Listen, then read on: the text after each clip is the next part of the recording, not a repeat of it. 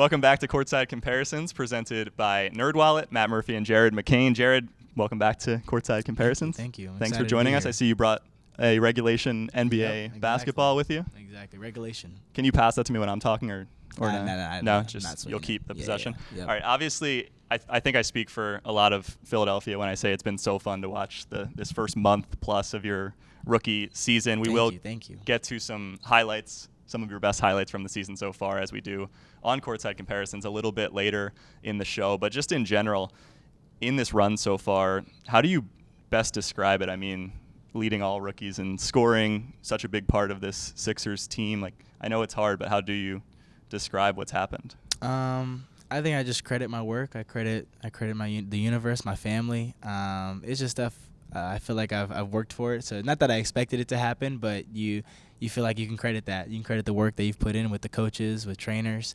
But it's cool to see your work actually show out there on the court, and I'm excited for it to keep going, but always trying to just let it happen and be in that flow state. And your parents are in Philadelphia, and I know there was an early season West Coast trip as well. So all of this coinciding with seeing family and friends, what has their reaction been like? They're probably more excited than I am. They love just watching me succeed, as most parents do. But they'd be more excited after the games to see me. So it's really cool to just have them here, to have a home-cooked meal, have my dog Teddy here. It's just nice to have a good family vibe. I'm not sure how many games your brother Jace has been at so far, but I know he was with you at Duke. So what has he thought about the start of your NBA career? Yeah, he texts me usually before every game, after every game, so he's just as excited. He's probably the most excited at everybody in my family, just to watch. He'll text me and just be like, "You're amazing," like just simple stuff just to keep my confidence up. Even if it's a bad game or a more rough game, he just always keeps a positive energy, and I think that's positive reinforcement is something I'm big on. And so it's nice to have my family, my brother, who always keeps me sane, keeps me confident. A word that people have used a lot so far, including Tyrese Maxey to me after a recent game, is fearless when it comes to how you're playing out there. And on the broadcast, Kate Scott has called you fearless as well. Where does that come from, that fearlessness? I think, again, I credit my family, just how they raised me to always be myself. Like, I've never shied away to be myself, whether it's the dancing on TikTok, singing on TikTok. I've always just liked that side of me, and I'm always just going to bring that to the court. And so playing with joy, playing with gratitude, playing and just having fun out there has always been who I am. And so I think that just brings confidence to me. Wherever I'm at, I'm always going to have fun and always going to enjoy myself. So as long as I'm that, then I'm going to be confident. Another thing with NBA rookies is the speed of the game, and a lot of people say that you slow the game down or you don't get sped up out there. Where does that ability come from? Yeah, I credit my trainer, Shay, back in California. We've worked on that since high school. I always just try to play at my pace. I'm not the fastest, not the most athletic. I've gotten athletic a few times here and there, but definitely not the most athletic on our team. And so I just got to find other ways to use my body to create advantages for myself, whether that's coming off a pick and roll and holding the defender on me or getting to their body and creating space off of them. So just finding different ways. I credit my trainer, though, Shay. We are going to see some of those dunks that you've had in a minute, so everyone stay tuned. Some as in two. Maybe just one of them, yeah, honestly. One, The second one was pretty trash anyways. It was too early in the game. It wasn't as big of a moment. Yeah. But the bench was hyped either way for that one. Part of your prep career also included, the camp circuit, and that includes Steph Curry's camps. And people have compared you, some of your highlight plays, to some of his movement and things like that. Just when it comes to Steph Curry, the greatest shooter of all time, what have you studied about his game and tried to implement into your own? Everything. I've watched his film since I found out about him. My trainer, again, Shay, he's put me onto his film since college. So Steph is my favorite player in the league. So everything he does, pretty much the off-the-ball stuff is stuff that I love, whether it's him just being able to have the stamina to run around the court, get his feet right, always be on balance, and shoot the shot and make it from deep. So I've always just tried to emulate that, whether it's shooting it from the logo, shooting it off the catch, off the dribble. The way he's able to move off the ball is something that I've worked on a lot, and I think that's my main thing that I love doing from him. I don't know if he has DM'd you yet. Not yet. But Chris Paul is another one that has. What other players other than Steph Curry did you watch? Do you watch more closely? Definitely Curry, Brunson, even Seth Curry. Even older footage of like J.J. Redick when he was at Duke, or shout out Coach John Shire. Love you, John. Probably shouldn't call him John. He's still coach. But yeah, a lot of just shooters, people who play off the dribble. Brunson and Curry are probably the main ones who I watch. Kyle Lowry, the bigger, stockier guards who are able to get off 2 feet, and then obviously the shooters. We'll see how many of their jerseys you get, because you have a growing jersey collection that already, as we speak, includes LeBron James and Kevin Durant. Yeah. What are your goals with that? I mean, how has it happened so far? Because you intended to get Devin Booker's jersey, and you came out of the Phoenix trip with Kevin Durant's jersey. I switched it because I don't know how much longer Kevin Durant has, and I was thinking like I'll probably be able to play Devin Booker for a little bit longer, and so I'll probably get him next time. But as this time I started, I obviously have looked up to these players for so long, and so I want to collect as many as I can. So I got Jimmy Butler's, I got Brunson, KD, LeBron. I think that's it. That's all I've got right now. I wanted to get Paulo, but he didn't play. We're going to look at some clips here. But before specific plays, Nick Nurse was asked prior to the Memphis game when he first saw something in you that showed that you could make an impact in the NBA. And he called his answer pretty boring, but this is what he said. Was there a moment, a singular moment for you where you looked at Jared McCain, whether it be training camp, whether it be OTAs, whether it be preseason, that you were like, yeah, we might have something here? My moment is pretty boring, actually, but it was early in the first game of Summer League. It was a long rebound along the baseline. He ran it down and quickly made an outlet all the way across midcourt to somebody striding down that got a layup out of it. Like, it was a way out of area rebound and a quick recognition to send it the other direction right on the money. It's pretty boring. Pretty early. It was like 3 minutes into the first Summer League game. I thought this kid can play, right? But obviously didn't. I mean, you got to be surprised at what he's produced for sure. Like, nobody can say they saw all this coming so far, and just see how it goes as we keep rolling here. All right, so the boring play in Coach Nurse's mind was a rebound and a quick outlet pass, but that just goes to show that he saw that type of NBA readiness from you right away, even dating back to Summer League. Does anything surprise you about that clip from Coach? That sounds like what Coach would say. Very simple play, but obviously he knows the game, and it's just pretty cool to gain that trust from him, especially this early. I feel like any player, that's all they want, is just to build trust within a coach, to trust them in big moments, to trust them with the ball in certain moments, and I feel like I'm continuing to build that. But even just then, just to have that, I didn't even know it was that long ago that he realized that, and so it's cool to see him talk about it. He had that answer ready to go, too. Yeah, right? It was a few games into the regular season, and crazy. Immediately he had that. Now, another clip is we've noticed that at shoot-arounds, when you're off to the sideline in one of the courtside seats, most times that I've seen it, and you have your eyes closed and you start this visualization process. But what are you thinking about? How long have you been doing this before games? Usually on shoot-around, usually at the arena, of course. Since college, I've been doing this. And so it's just something I like to visualize, the people in the stands, everybody there. I'm in my jersey. The game starts, and usually I like to visualize a shot going in and making like a hustle play, diving on the floor, getting a rebound, just seeing myself in the game, and I always visualize like me smiling, like just having fun out there, because when I'm not having fun, I feel like that's not who I am. And so if I'm on the court and I'm spreading joy and positivity, I feel like that's me.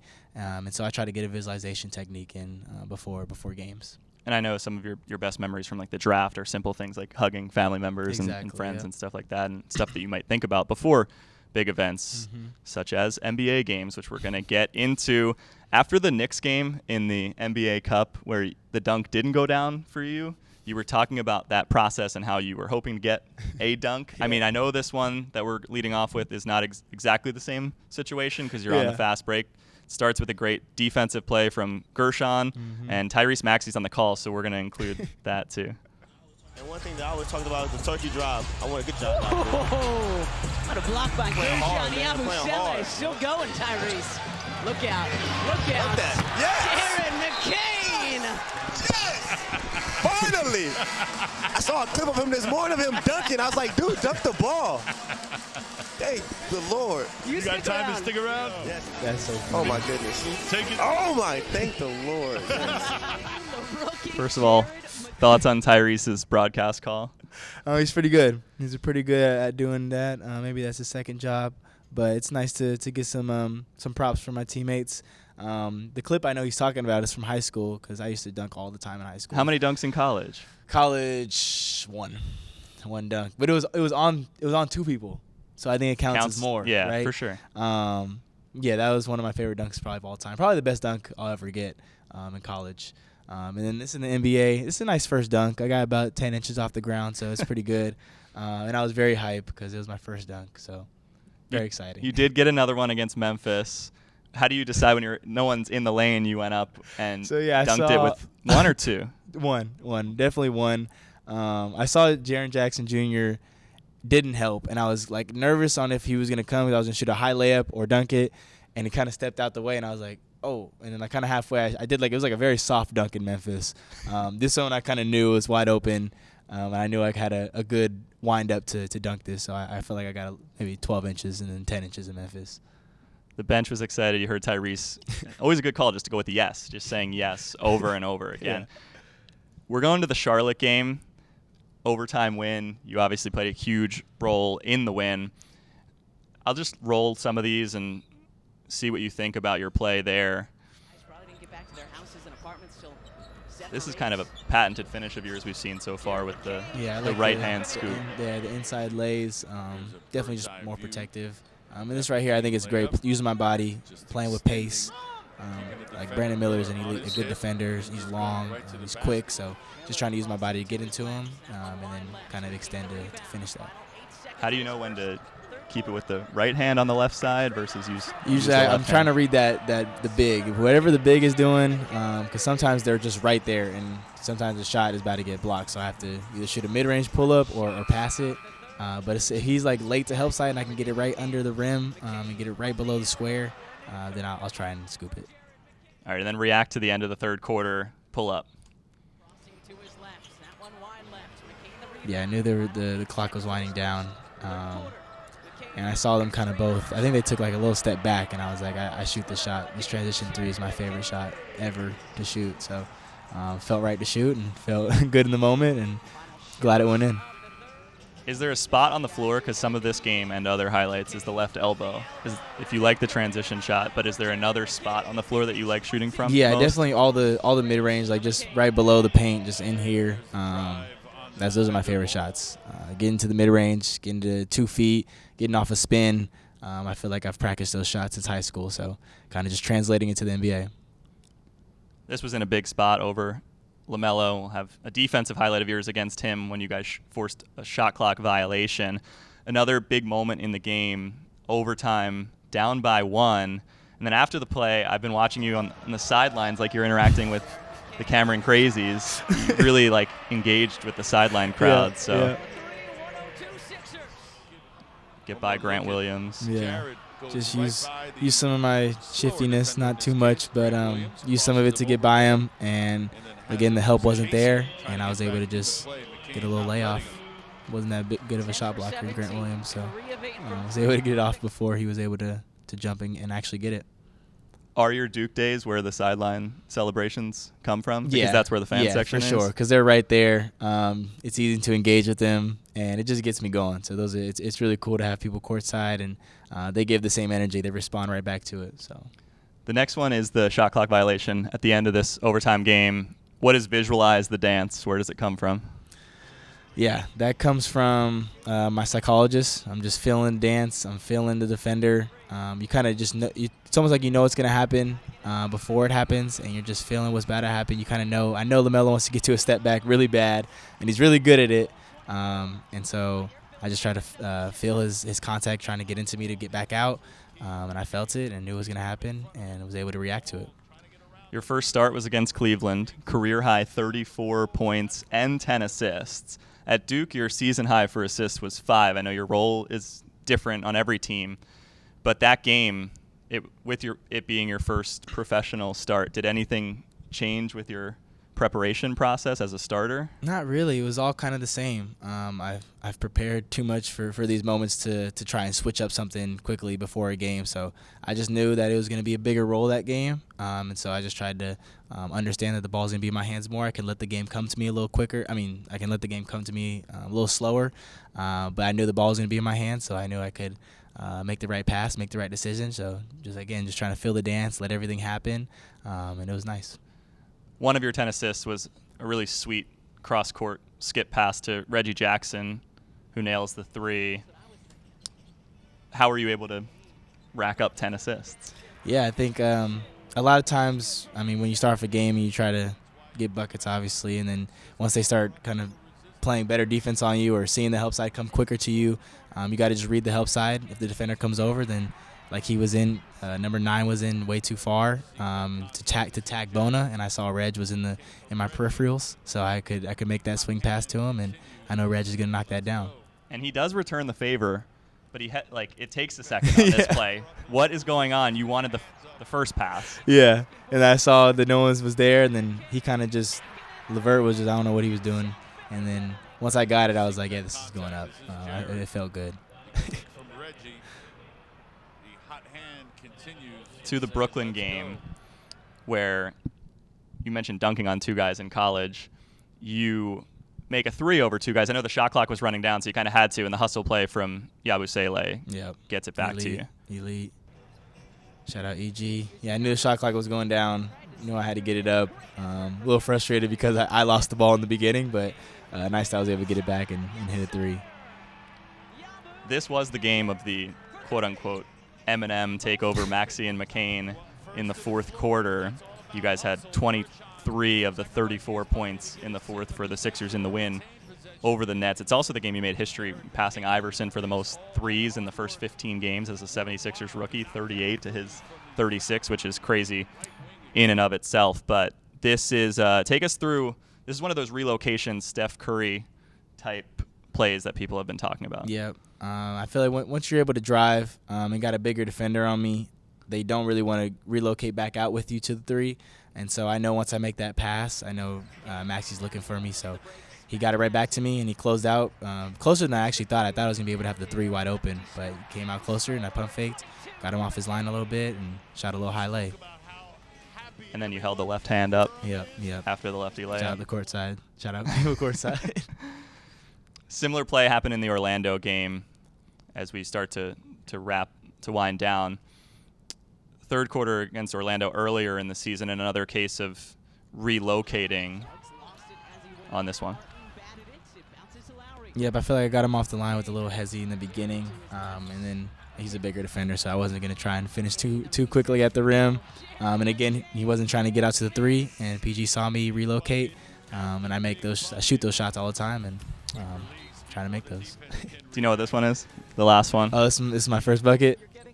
How were you feeling when you scored an NBA basket in the regular season excited. for the first time? Damian Lillard's guarding you. Yeah, it was really cool just to first off to be a mid-range fadeaway, because I feel like that was one of the first shots in high school that I not perfected, but it was like my go-to shot. And then for it to happen in the NBA, for Dame to be guarding me, someone I've looked up to, was pretty cool. So definitely was trying to hold in my excitement for that bucket. So that's it for our game highlights. And the last thing we're going to do is a TikTok reaction. It's the weight dance, and it connects locally to, I don't know if it's called that, but it connects locally to the Philadelphia Eagles, Saquon Barkley, the huge game against the Rams. First of all, did you invent part of this dance? Which TikTok dances have you invented? Which ones have you popularized? I can't take credit. I can't take credit for this dance right here. I did it close to the draft, I think, and that's kind of where it blew up a little bit more. And then people started calling it my dance, which I don't know who actually made it, but credit to that person. I think the first person I saw do it was the Chuck E. Cheese mascot. So I'm really going to credit the Chuck E. Cheese mascot. Okay, we'll credit Chuck E. Cheese mascots. But it's cool. I mean, I'm a now Eagles fan, and so to see this happen with Saquon and AJ Brown do and it, Saquon. it's pretty cool. Pretty cool. What was going through your mind? Yeah, they score the touchdown. I didn't expect him to do this at all. Like, this is something I just don't expect. Obviously, the dancing can get criticized, but it was pretty cool to see other athletes do it. How would you rate their performance? They did it pretty elite. That was 10 out of 10. They were elite with it. They knew exactly the rhythm, the movement. They were in sync. It was good. It was great. We'll have to get you doing it with them, maybe. Yeah, a right? collab. Maybe that's in the fire. future. But Jared McCain, thanks so much for your time. Thanks for joining us on Courtside Comparisons, presented by NerdWallet. Shout out NerdWallet. Can I have the basketball now or no? No. Thanks.